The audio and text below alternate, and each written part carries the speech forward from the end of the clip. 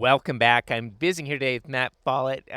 Matt's a successful entrepreneur and residing in the California, Northern Uh-huh. California. Matt, for the listeners here, can you give us some background of things that you've been involved with in your life, and maybe we'll get into the how did you get started? Alan, thanks for having me. I really appreciate the opportunity to be here with you today. We're in Idaho and it's beautiful around. I graduated from the University of Utah in 1987, and I took a job selling apartment buildings in the San Francisco Bay Area. That was kind of the start of my entrepreneurial real estate business. I learned quickly that I wanted to sell things people wanted to buy. I wanted to sell things that were motivated opportunities. And at that point, 1988, 89, apartment buildings were less in favor. Mobile home parks, manufactured housing communities were really popular. People, they would multiple offers whenever they became listed, that sort of thing.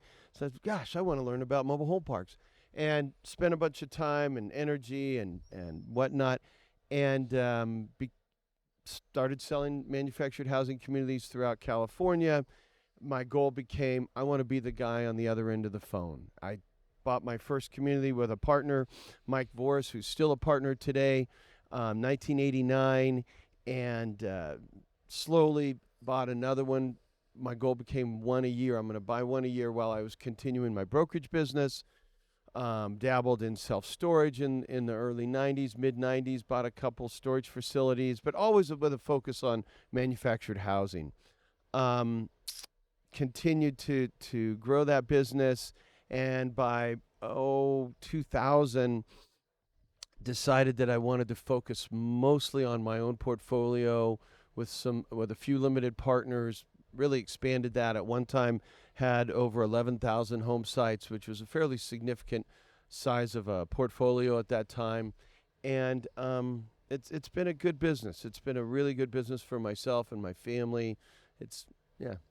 With California's homeless problem, Mm-hmm. and also not just homelessness, but high real estate prices, I imagine the manufactured home, being the entry point into a lot of markets has been really red hot recently. It's good throughout the United States because we provide housing to American families. Yeah. We provide a housing stock.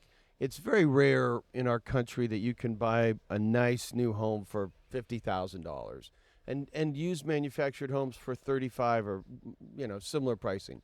The housing opportunity for Americans to really capture that American dream and have that opportunity to own their own home at a much lower price point. Clearly, if you had a manufactured home on a bluff overlooking, the bay in San Diego, it's going to be quite a bit more money.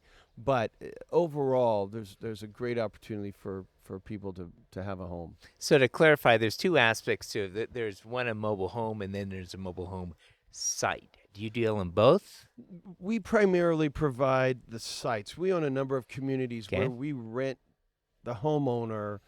They own the home and they put it on our land, so to speak, and we lease land to them How and many? provide streets and clubhouses and pools and fencing and that sort of thing.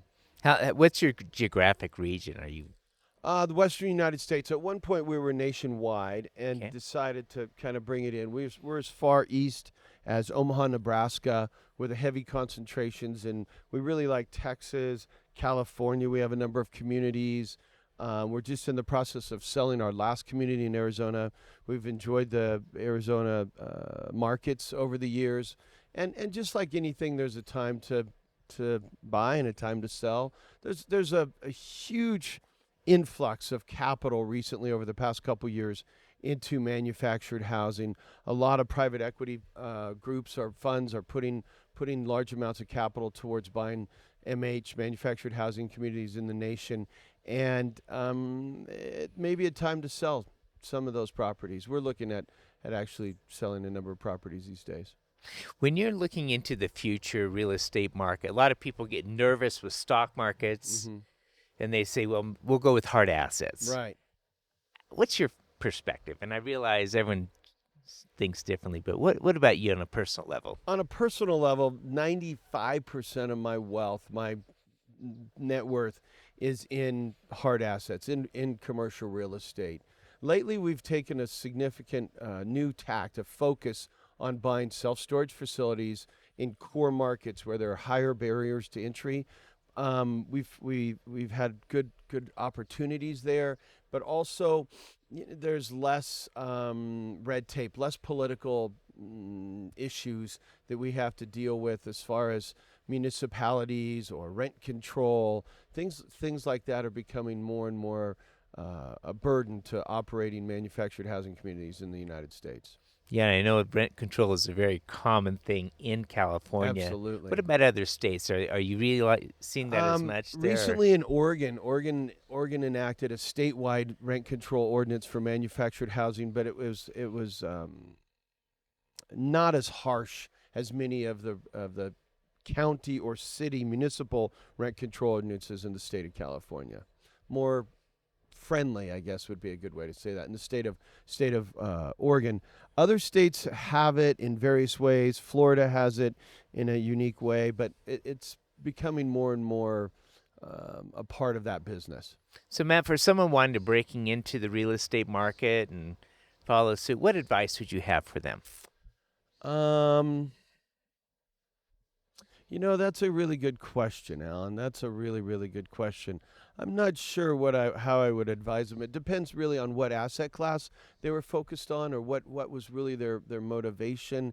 If it was a private equity group that was interested in going big in the industry, probably my advice would be to find an operator that's got significant ties, that's been in the industry for years and years and years, with long-term relationships. If it was earlier this week, I met a group of people here in Idaho, Wyoming, that were new to the industry of manufactured housing, and their focus was on B and C properties, which I thought had a lot of merit.